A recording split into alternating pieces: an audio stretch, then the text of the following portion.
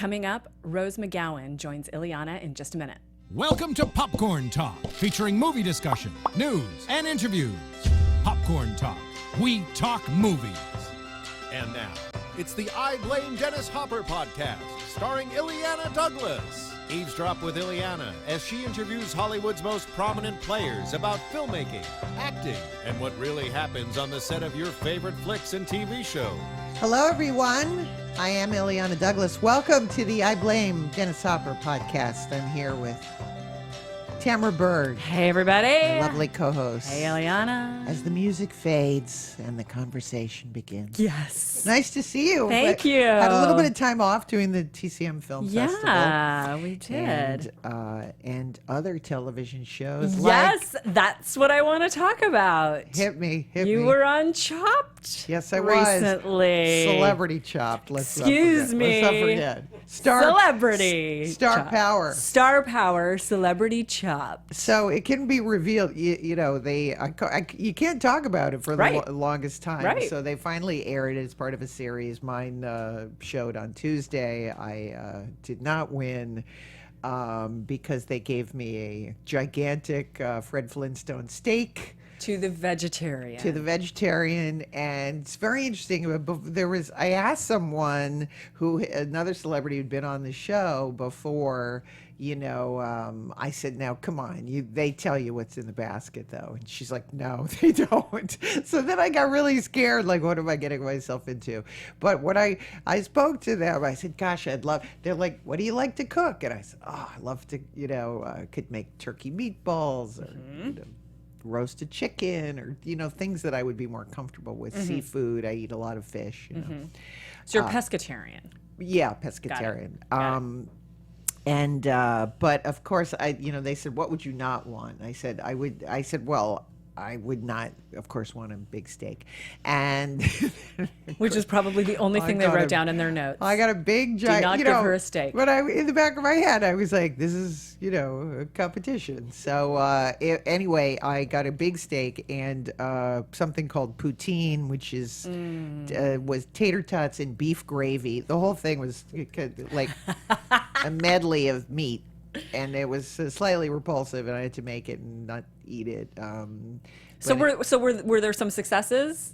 Yeah, they were very. The first thing I wanted to go all Mediterranean, Italian, and so my mom is Italian, and so I wanted to go in that route. And so the first thing, which was kind of a crab salad thing, I made tapas, and that went pretty well. And the second thing also, I think I did way too much cooking. It's like you finish and you look and you're like, oh, they just made croutons. I'm like, I made a casserole. So they were very impressed that I made a casserole. But trying to cook a steak was challenging because the funny thing is I had cooked it perfectly and then wondered, it was like, is that cooked? I can't even remember.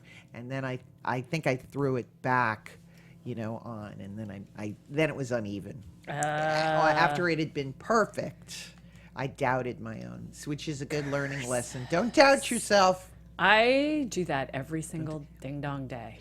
But every day. But it was a pleasure to be there, and the cause was the Hole in the Wall gang camp, started by Paul Newman. Yes. Kids with illnesses, so they can, as he says, raise a little hell. It's a camp that's in Connecticut. Just a fantastic charity. So it's always a bummer because you want to win for your charity, and I demand, I do want to go back.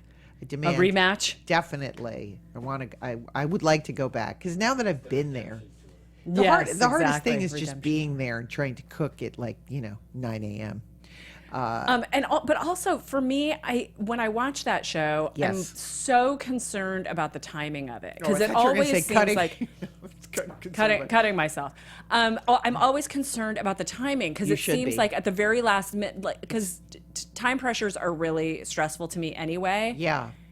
Was that the case? Oh, it's insane. Yeah. Trying to cook something in 20 minutes Right. and plate it. Remember. Right. You're not just cooking and you're at home and you cook something, you put it on a plate. Right. You have to plate four Of dishes. them. So Yep.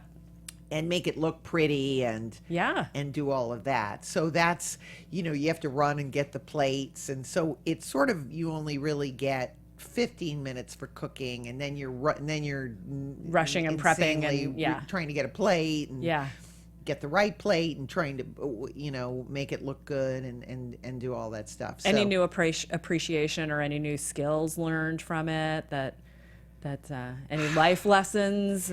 So many life lessons. As I said, I think that I was really, what I learned is that I'm almost like too creative. It was like, why was I making ambitious? Too ambitious. To try to make a casserole, but it turned out really well. But I was so focused on the casserole. But that's all you can do is you open the basket and you just think, what am I going to do with this? You know?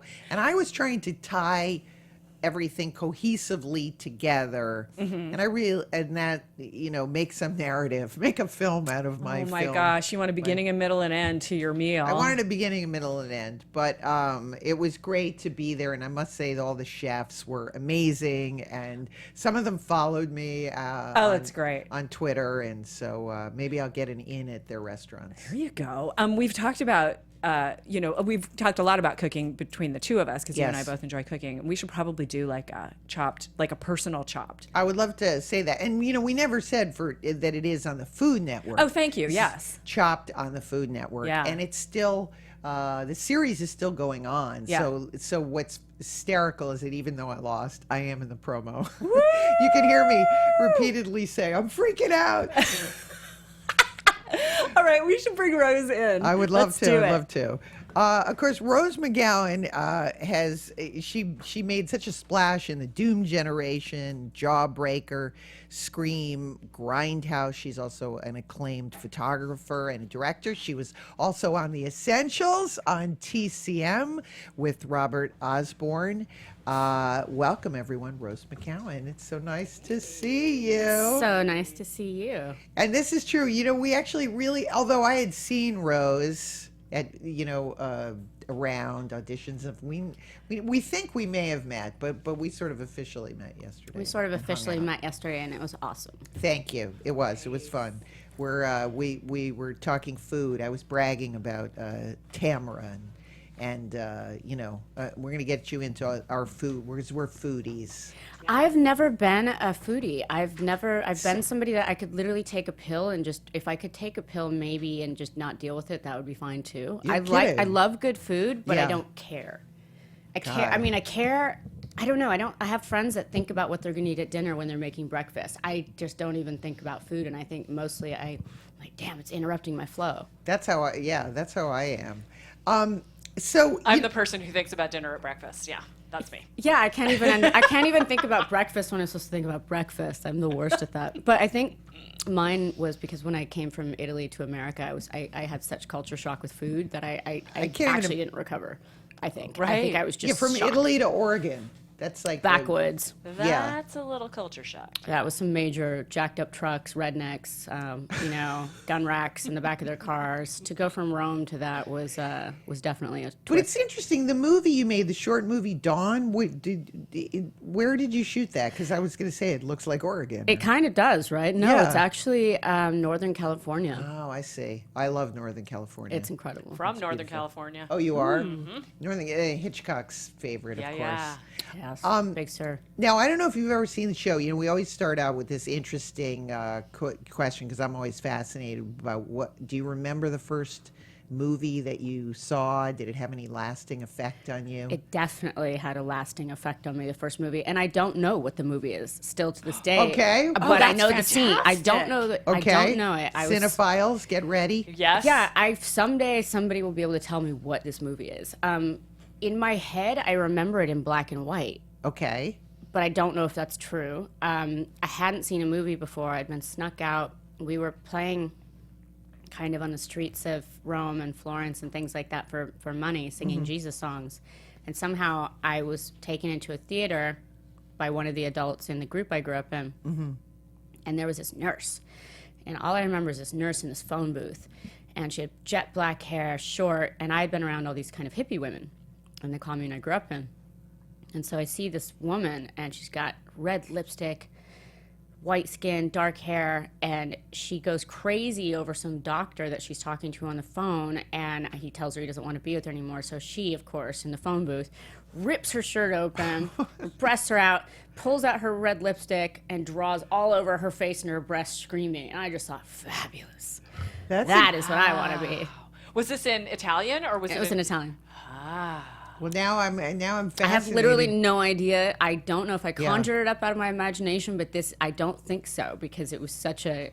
I didn't know women could even have short hair. I didn't know they could wear lipstick. I didn't know, and it was just offered kind of the opposite of what I, kind of with the more hippie women around me. Right. It was just a different look, and I just really admired somebody who was clearly batshit. Yeah. Am I allowed to curse? Yeah, Oh, you're sorry. fine. Sure. You're fine. Well, you always had that look to me, like very 50s atomic, It was it's a great irony of my life that I got stuck in that body and look. Well, I think it's because of the white skin and the black, jet black hair. It's very film noir. I know. I'm sure you've It heard was that. literally but my insides and outsides have just never matched that well. Maybe more now, but for most of my life, it was like the strange, just two very different things, the inside and the outside, and they were treated very differently. Yeah. And unfortunately, the inside was never seen because of the outside kind of thing that I didn't really have much to do with. But Yeah. it was an interesting way to be raised with not much emphasis on looks at all, and then all of a sudden to be in a town where it's really about that. Were you aware that you were pretty, though? I mean, you're very striking. Well, thank you. When I came to Oregon, every day, you're the ugliest thing I ever seen. Things thrown at me, try to run me over with their trucks. The worst thing I got was I got hit in the head with a Pepsi liter bottle of some guy driving by in a Corvette, and it was Camaro, sorry. And it was his spit chew, he would spit it in this sawed-off liter bottle and doused me Carrie style while I was walking on the street. And I was 11. I was a child, but they found me so threatening. And so I don't know, I would look at myself and think, my eyes are symmetrical, my nose is small, I'm very confused. I would just get confused mostly. And it would be adults telling me I was ugly and freaky and this. They just knew there was something different about me and they wanted to crush it. God, that's so sad. But then I got sent to Colorado where I was revered as this great beauty all of a sudden overnight. And I just thought, well, that's ridiculous. And then I thought the other one was ridiculous. So it kind of, in a way, helped a lot for later for me to not place too much weight on what other people thought at all, because it kind of averaged out into nothing. Right. I didn't really think that much of them, so therefore their thoughts didn't matter that much to me. Have you gone back to Italy though? Oh yeah, a lot. Because go a lot. I mean, the Italian people. I had this. But I'm not Italian. I wish I were. But they won't give me citizenship Oh, I see. because I don't have any Italian blood. They're very blood oriented. Yes, I know. I'm only half. I only get to. Do you have claim- dual citizenship? No, are you kidding? I would love to. I know. I'm love it's it. wild. They won't. I was born there, lived there. They won't do it because I have no Italian blood. I'm like, but I'm Italian, my soul. It doesn't count. I would love that. Now, the other thing that was interesting was that you never had any which I was shocked about. You never really had any acting training. You never went to acting school. I went to one acting class after I did my first role in a movie. After. I thought, well, I guess if I'm going to be an actor, I should maybe study this or something. I don't know. Yeah. I went and I got so freaked out by the other actors. I was just this particular group seemed like the people that would have put a high heel in my eye to get ahead kind of thing. And I was just like, these people are not my people. Was this Doom Generation? Yeah. I mean, so Doom Generation created quite a splash. That created a big splash. Yeah. That was a huge, it was like a cannonball into the world kind of thing. It just bombed out Greg there. Araki was, Yeah. a real hip happening very much so. director at the time. I mean, that was you wanted to be, in that group. Yeah, and I was discovered standing, in front of a gym kind of thing, by a friend of his who was a producer who knew what trouble he was having casting it. Mm-hmm. And, I think if it had been a man that had said, hey, are you an actress? I would have, and I said no when this woman asked me, but she persisted. Mm-hmm. And I think had it been a man, maybe I wouldn't be sitting here because, it's just a typical thing that men say to pretty girls in this town. You know what's interesting about that movie is that it was like, oh, it's so dark and it reflects, what is Nihilism. But that's kind of, it's sort of where we are now. Oh, yeah. So in that sense, it's very It's prescient, very prescient, and I think which is disturbing. which is very disturbing. Mother Yeah. of all bombs. Yeah. Did you hear about that one? No. Do you want to hear about it? Sure. Well, today we dropped the mother of all bombs. That's the actual mother of all bombs, MOAB. That's the acronym, on Afghanistan. It's never been deployed in warfare before, ever in history. Go USA. Yeah, I know. I'm just looking at movies. It's really weird. It's so weird right now to do all this stuff, to feel like I'm just doing what I should be doing in my life or want to do while I might not be here tomorrow, so we might all blow up. I'm not sure what I'm supposed to be doing. Well, I mean, maybe you just keep plugging ahead. I guess that's sort of what they thought maybe in the 50s, except that everything was a little bit more repressed, that they thought everything was going to blow up. I mean, that's my favorite. It's a lot to movies live under. Tend to be from the 50s because they're kind of neurotic. Yeah. And Yes. pent up. And I especially love the drug movies from back then. Those are hilarious. oh, which Well, one? and the commies are coming movies, and I like the educational school movies that they had. Oh, yeah. They're amazing. I like those too. With the Doom, so were you surprised that it was a hit? Do you remember your first experience, like going to Sundance? Yeah, it was wild. They said, "Do you want to come to Sundance?" And I said, "No." What's Sundance? And then I said, "What's Sundance?" I said, "No" first, and then it was like, "What's Sundance?" And then they told me I had to go, and I was like, "I have to go." Okay, so I went, and all these lawyers were giving me their cards, and I just thought they were creepy old men, like trying to get. I didn't understand, which maybe they are, but I didn't understand the business at all of it. Or the importance of Sundance, or at the time, of like the weight of it. So it was just kind of like Mr. Toad's Wild Ride for me, but I never thought it was going to be something I would stay doing. I did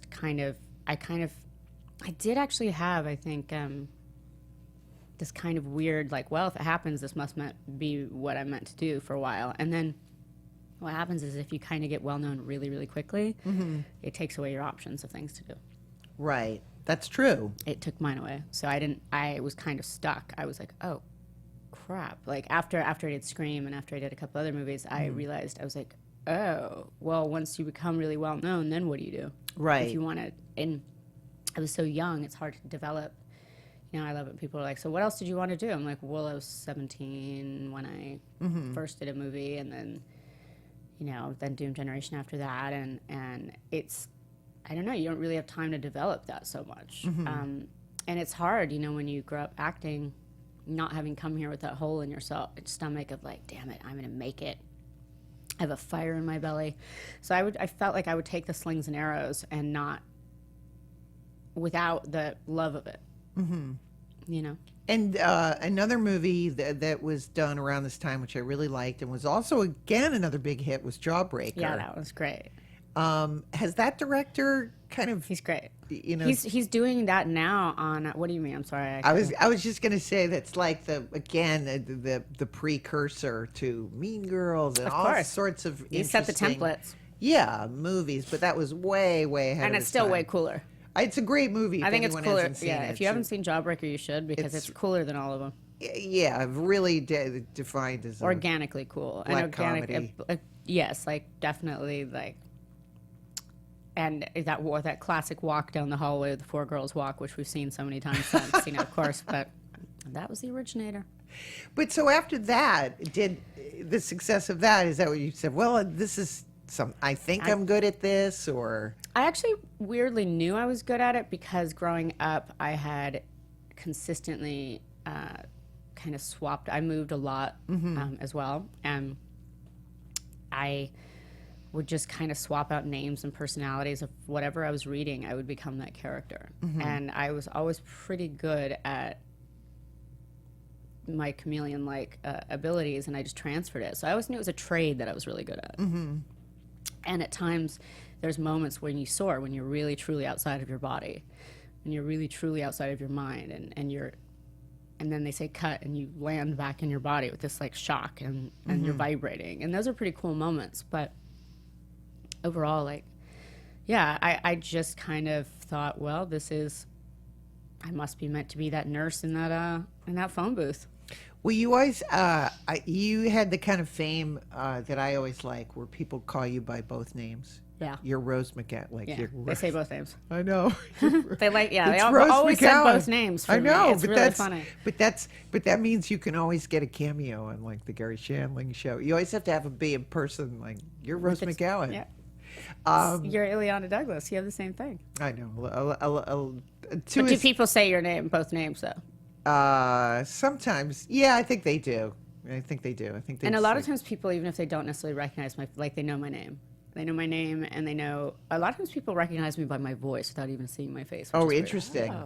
Like I've had flight attendants, I'll be, tying my shoe and I'll say something, and I thought that was your Yes. voice, And so you said, so you went to get a little bit of training. One class. Okay, just one class. No, that can be a dangerous thing, because if you're a natural.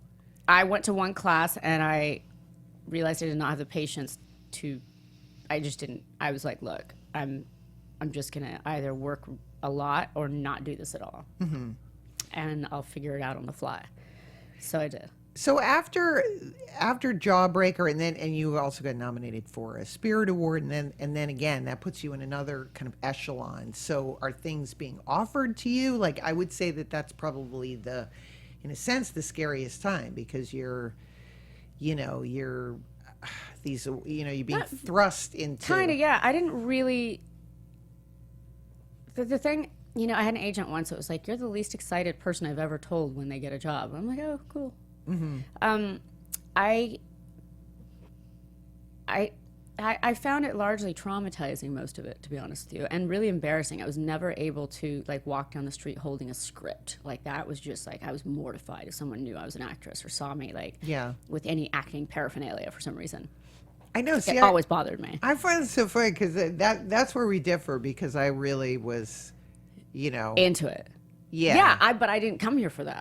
I wasn't here for that. I Right. just was here, and I just literally was happened to be really good at something and Right. got better at it, I guess, or whatever, and could do things naturally. Like, I can cry for 20 hours straight if I need to. I can just disappear from my body. I just fly away. And it got to a point, though, with my life where I was just like, I don't want to fly away anymore. Right. And but that's not after, but in the beginning, I mean, and that's something I was asking you, like, what were the fun Right, what were the fun aspects of it? You I mean loved if photo shoots. Yeah. I loved acting in photo shoots. I felt like that was I was working with a lot of major photographers and major artists that I loved. I like being an itinerant gypsy very much. That service, that's just... You get to see a lot That's of... my life. I mean, that's been my life, my whole life, and it just continued that part of my life, And Yeah. that, for me, the travel and living by night, because a lot of my things were filmed at night for whatever reason. And I love the night. I work at night. That's when I'm most on fire. And I loved movies I love it when you're on this other planet, and you don't, the world could have maybe blown up during the day and you wouldn't be entirely aware of it. Completely. You're just going to set. Yeah. And in the most ridiculous situations, doing the most ridiculous things, oftentimes with the most ridiculous humans, and you just laugh. You get outside of yourself. You're like, this is so bizarrely awesome and weird. What? I'm in a swamp with like a bullet hole ripping out of my head with brain matter on the side, and I'm trying to climb up the bank. I mean, what am I doing with my life? And there would be times later where I would be surrounded by leprechauns, and I would be like, what? What's going on? Yeah. You're like, whoa, my life. You look around, and it's a circus. It is the circus. We are the traveling circus. Yeah. That's the best. That, to me, the thing that I loved was the lifestyle of it, not the assumed fancy part of the lifestyle, because I never really dug that deep into that stuff. A lot of people really work a lot of angles for free clothes, trips, this, that. I was like, I'll just do that. I was like, no, I never wanted to trade. It felt creepy. But what I loved about it was just the impermanence, the fact that I knew there was an out, and I loved disappearing and reappearing. And I love leaving. That's my lifelong. I love leaving places. I love leaving anywhere. You mean when the movie is over? When the movie's over, when see, the time, when everything's. To me, that's the worst part. That's the part that I'm like shaky. That last day. Yeah, I'm like I'm like bye.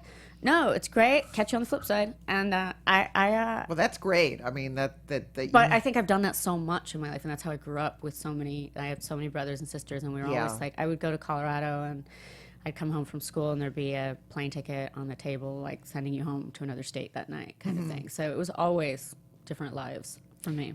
Did you ever have, I became a better actor when I started working with Gus Van Sant, because that's when I learned about lenses and because before that I was like, where do I stand? Right. What do I do? But he was the one who really, he taught me a lot. He's like, if you do this and this lens. And I was really lucky. I had that on Doom Generation. There was a lovely cinematographer who was so wonderful, and I think the movie was such a trial for him. I don't think he's ever shot another movie. I think it was just really hard. He came from the commercial music video world, and he was incredible. Jim Feely, I remember his name, and he taught me about framing. He would, even I was so much, they would say stand on your mark, and I didn't know. I mean, I had no idea about anything, but I'm a really quick learner. And so framing, so if your head goes too far to the left, you're not on camera anymore, like kind of things like that. A lot of, and I was always more interested actually in the technical aspects. Later on in my career, like on days I didn't work with, as an actress, I would work with every other department.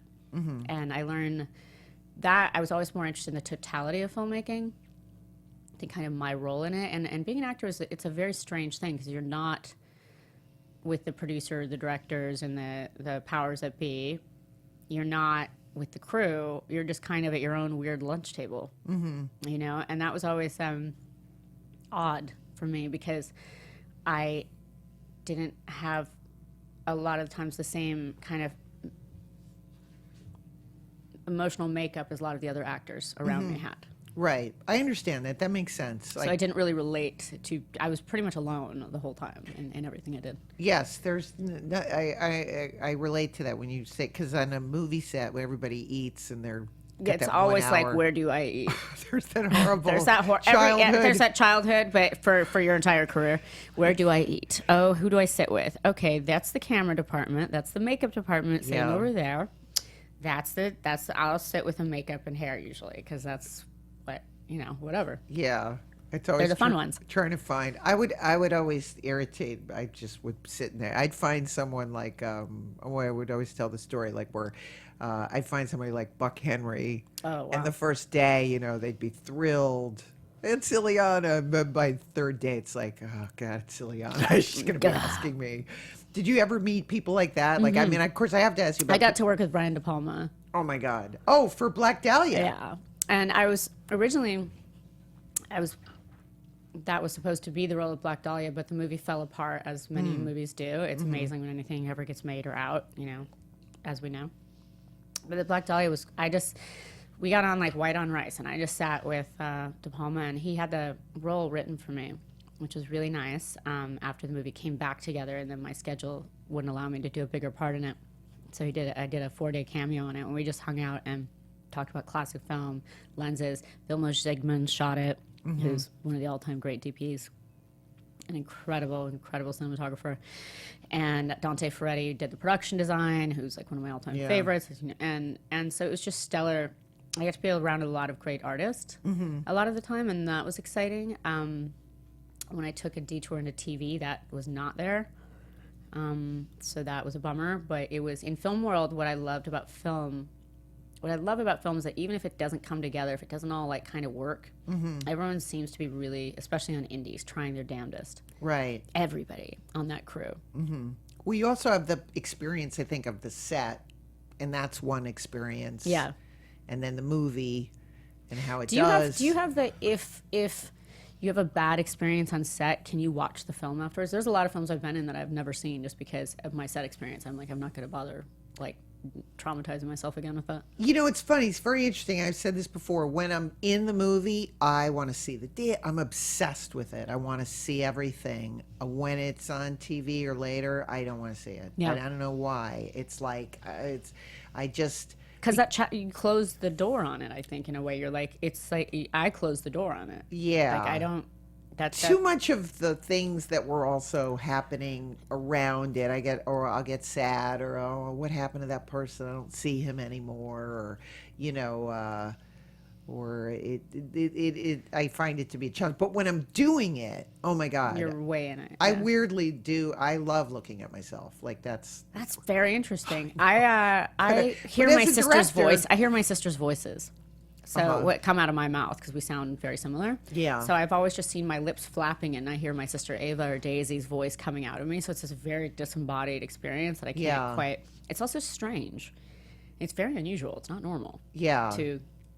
It's weird. Well, you've got perfect features, so I wouldn't mind. Like I'll look at myself and movies I produced that I was in, and then I just go, okay, can we, well, if you don't like something physically or other actors, I don't, you're looking at it dual, trying to make everybody look good, or you trying to even out performances. Mm-hmm. So in that sense, I was obsessed, and they don't have that anymore. In the old days, you get Dailies. You got like VHS tapes, which some of them I still have. So did you ever watch dailies? No, even when I did this TV show, the first year I didn't watch it even, and I saw it. I saw it somewhere. I saw a little bit of it, and I thought, oh my God, I've been letting myself be shot like that this whole time. I probably should have watched that earlier. No, I feel like for me, I was always like, if I did it, I did it. Yeah. And I'm done. I'm like actually done. I don't. Yeah. And a lot of people, it's funny, fans get kind of offended if you're not, they get kind of mad at you, or me anyway, when they're like, what, you don't watch your own show? And I'm like, that's very strange. Why would I? Would you go watch the retaping of you at work all day? Mm-hmm. Like, would you go watch that? And also, because for me, I think a lot of the time the problem was, I think I was a true director, more even than an actor. And so I would get to the movie set and I would just, in my head, it was a totally different situation. Right. I was in a totally different movie in my head most of the time. And I would get there and think, what? Well, this is the house I'm supposed to be in, but this is all wrong for this character. What? This is the actor you're putting against me, but you just made my what? You just sunk this film. And now I'm stuck here for 2 months, 3 months filming this. Damn it. So that for me became just kind of crushing over time, and something that I was not interested in. If I saw like kind of big mistakes being made a lot of the time, and ones that were done out of laziness, arrogance, various other things.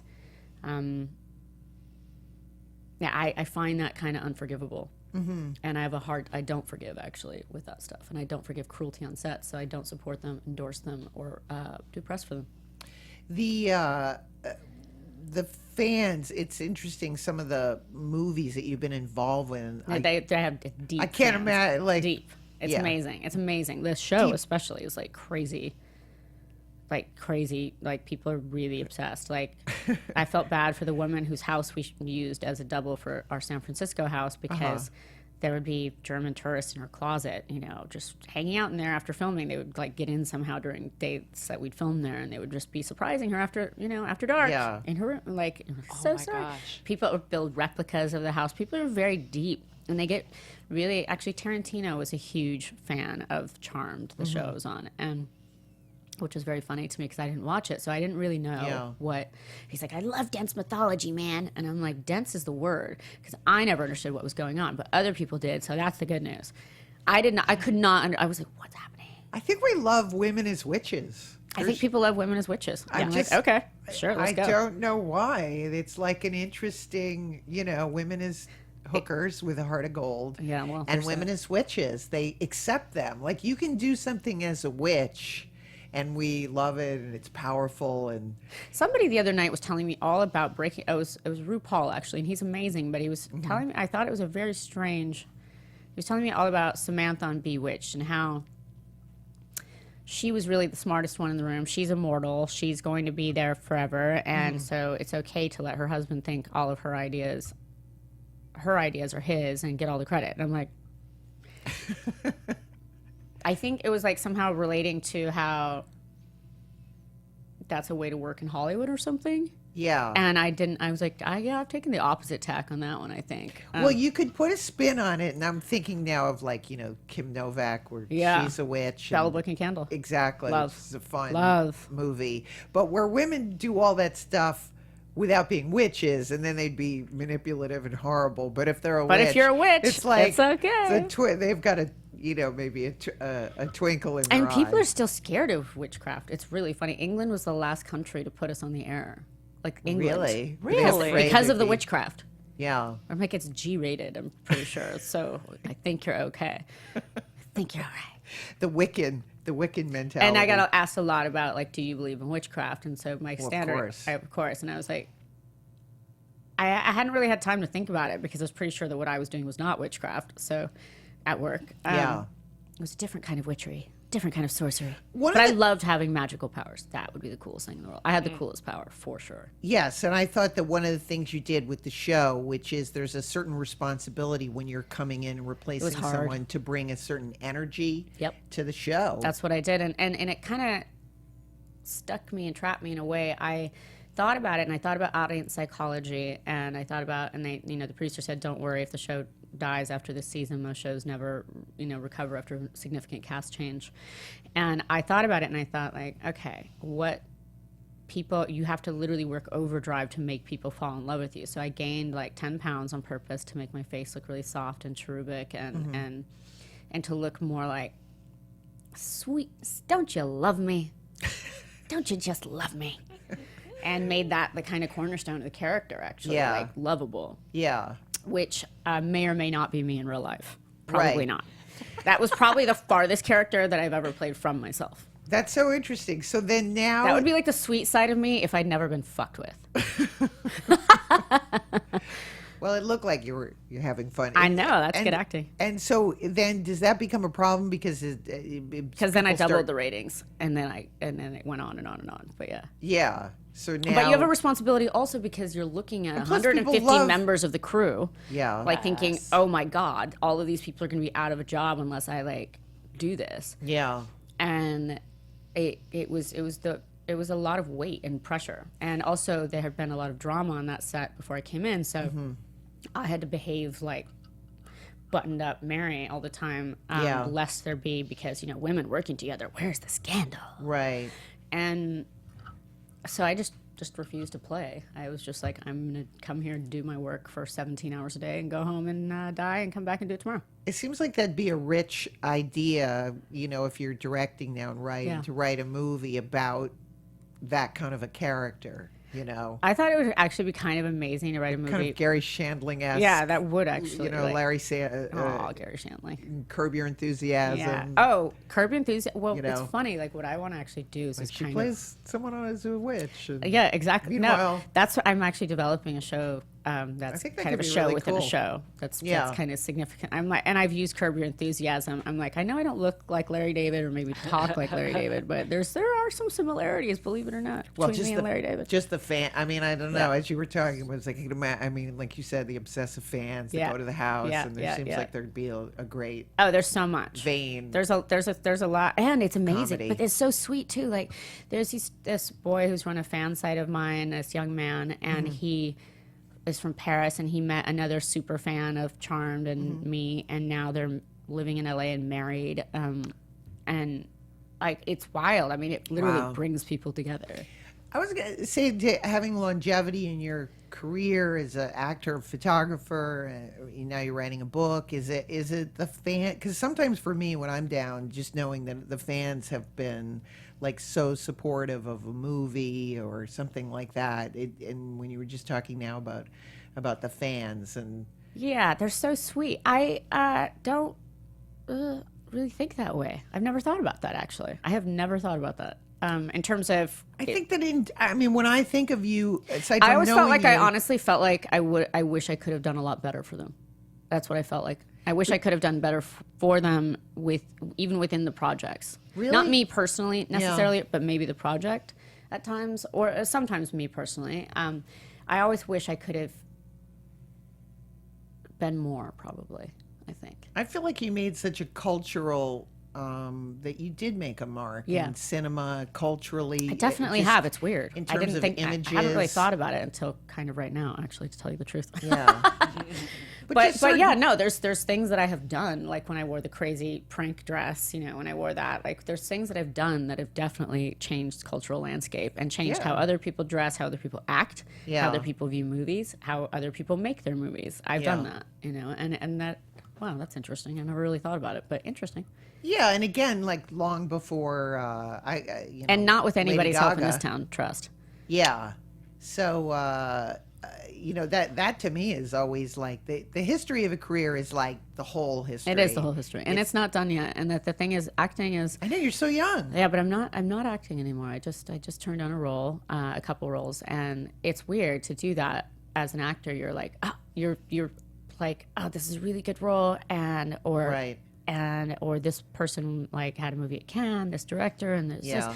It hits all the buttons of like, I should do this for security reasons, and then I just think I really only want to tell my own stories now. I don't want to be in Right. them. Right. If I'm honestly never on screen again, I'm okay. I'm totally fine. Well, you said this phrase about being unfamous, and I'm wondering, like, can you unring that? Yeah, I bell? did. I did largely.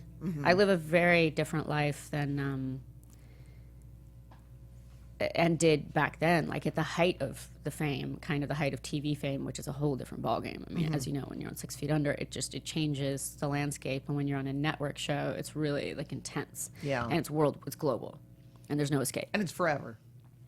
It's forever in a lot of ways, yeah. So what I did immediately upon, almost all of my roles, I drastically changed what I look like for each part. Through hair, through weight, I would put like, nobody ever asked me this because, I'm a woman and a girl, and they wouldn't assume that a girl would do anything. That was, I guess, method. I wasn't a method actor in terms of staying in the character because I can swing in and out, but I was in terms of disappearing into another person with changing the cadence, that I spoke in, my walk, every part of it. And I think they don't really think of women doing that as much, unless you're considered a serious actress in serious films. But I approached my work very seriously. And I definitely got unfamous on purpose. I lost more weight, which changes my face shape a lot, changed hair color, obviously, since shaving it and being short hair, it's very different. There was a period where I just got really lost. I got they assign people to come over and do your makeup and hair, and then you have to go to the event and you look in the mirror right before you leave and you think you look like a freak, but there's nothing to be done about it now. And I was finally just like, I'm done. I don't want to be this. And it's a bubble, and how they tell you you're supposed to look is not true. You don't have to. You don't have to do anything you don't want to do. It's great. We talked about this yesterday because I think that some of it is that it wasn't, when I was starting out in the 90s, it really wasn't that way, but it was like around 2000, it got ugly. It got ugly. Fame got really ugly. It got really not fun. It was like when I came out of doing Charmed, the world had changed. It was the height of the Lindsay Lohan, Nicole Richie media era. And that was and like the Perez Hilton, those horrible, mean blogs, and it was like Lord of the Flies out there. And I couldn't go, like the internet had so exploded. Like if I went to the drugstore, my mom would be like, oh, you were just at the drugstore? And I said, excuse me? She's like, yeah, someone wrote about it online and said that you have, you're da-da-da-da. I'm like, but they can say, anything at that point. It's wild. And so it really made me live by night. Yeah. And really live primarily not in America. So I spent the last 8 years really deconstructing fame and deepening my voice, altering things so I could just shake it off. And largely it's worked. Yeah, but that's too bad. I mean, for me, that's too bad. Really? No, it was fame for me was honestly miserable. It was not fun. Well, no, just because if it hard. cuts into your creative ability to live, make a movie, but they always say Daniel Day-Lewis would go make shoes. Yeah, I think I like the idea of and there are people that do it that way, and I had just, because of kind of how I had been marketed, there was not really any room for me to grow or escape. I mean, I quit really in my own head when I was on the cover of Rolling Stone, and I saw the picture and I was like, oh. No. So now we don't have too much sorry. time. No.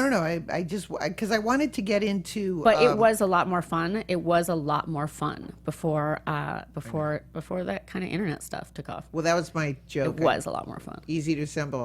That was my joke of it was fun to be famous when no one was famous, but now everyone's famous and I'm obsolete. Yeah, that's like, and now it's very like weird. everybody's I went to like Art Basel this year, and I was looking around. I was like, okay, people are taking photos of all these people around me. I don't know who they are. They're not, but they're not reality show people. And I was like, oh my God, they're all Instagram famous people. It's very weird. And I'm like, but what is that fame? What does it mean? What does that mean? Like, it's very strange. It's meta, it's deep, and it's surface all at once. Yeah, I don't get it. Like I'm into. I don't entirely. I get traditional fame. I think earn it. Yeah, that's I think what I'm earn saying. it. Be like, good at something. Hone your craft. Be very good, and make a mark. You know, because that's what we did. Yeah. And I think there's a real difference in making a mark for what your spirit is and what you do versus taking a lot of selfies. Yes. So I want to get to your directing career, but then I also want to talk very briefly about the stint, of course, on TCM, working with the late Robert Osborne, and you guys were great. You had great chemistry. And what were some of your favorite movies that you sort of did with the Essentials? Yeah, the favorites probably like my favorite because I got to be guest programmer first, and then got tapped to co-host with Robert, and it was probably Night of the Hunter for me is always. Oh my God. Night of the Hunter for me wins almost on every single level. Yeah. All the time. And Night of the Hunter, it's my favorite. Like that, I think I did. One of my favorites actually we did was Parent Trap, which I think is a wildly underrated film. Oh, okay. I think if people look at it for the art of it. With Haley Mills. Yeah, if you look at it, it's a flawless picture. It's actually flawless. Every performance is so on point, and she did an insane job. But the technology that they used, which was very simple, and the color palette, the set design, each detail, the writing. There's a great little film noir line actually when the girls are tricking the stepmom to be. And they're like, what is it, Vicky? We're just trying to help you. She's like, sure, you'll help me. Right over a cliff, you'll help me. So Steve got the greatest film noir line of all time was in The Parent Trap. Sure, you'll help me. Right over a cliff, you'll help me. Did you have any, I don't know, like I'm a big Kim Novak fan. Did you have any? Yeah. Like Barbara Stanwyck for me. Double Indemnity. Barbara Stanwyck for me in the pre-code films, post-code, all the way up to the end. Like even in Big Valley, I would watch that like on TV Land. She could do anything. Yeah, she was a beast of a performer. She was a beast. I love The Lady Eve is probably like my favorite Barbara Stanwyck film. Like I think in that one because she wasn't classically beautiful, but could make you believe she was this beauty through her acting. It was like she was a very interesting character.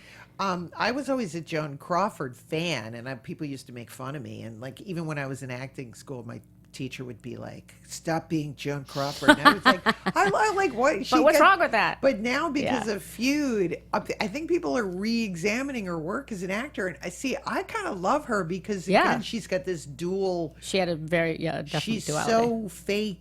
That sometimes I just love. That's what I'm into. Like her and the women, I think it might be that seems like the closest to maybe what her. She's actually possibly but it seemed like that movie stresses me out actually.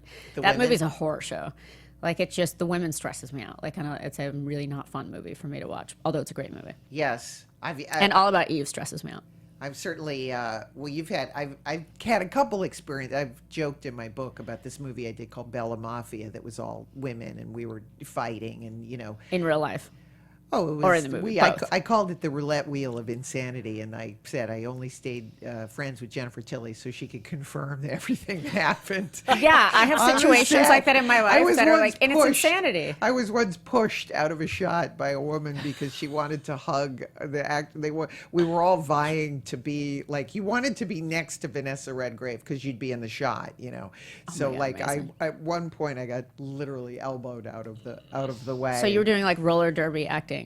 Yeah, and we were fighting about dresses. I mean, it was out of control. It was but it was on the other part of me, the funny comedian part of me. It was everything I wanted it to be. You're like, oh, this is amazing. This is great. Great stories. I always, don't you go through so much in your life where you're like, you're just like, wow, this really sucks, but it's a great story. It'll all be in the book. It'll all be a great story.